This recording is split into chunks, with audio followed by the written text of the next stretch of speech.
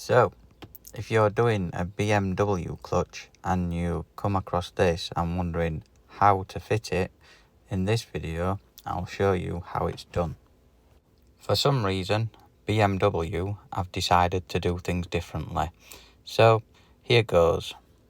You will need a special fitting kit to fit this clutch. There are various ones available on the market, but this one by Laser is very inexpensive and is reasonably easy to use. You can get this kit here. Not only that, but it could be very useful when fitting clutches to other makes.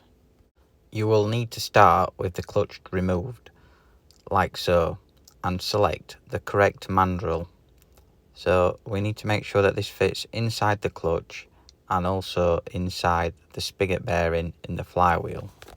Insert the mandrel into the flywheel, ensure it's snug, and then if you get the clutch plate, this will slide on nice and easily, and you will see it is perfectly central on the flywheel. The bolt from the mandrel can be removed, and then when you're happy with that, all we need to do is put the pressure plate on, get this bolted up nice and tight, and it's now time to get a suitable Allen key and then very slowly turn the centre component anti-clockwise. Be very careful because this can be quite snappy when the plate releases, and I would advise to get somebody to hold the flywheel still so it doesn't move. Pop the bolt back in and the tool will pull out. And I'm sure you will agree you can be confident that the clutch is centred and fitted correctly. And that's it for this short video.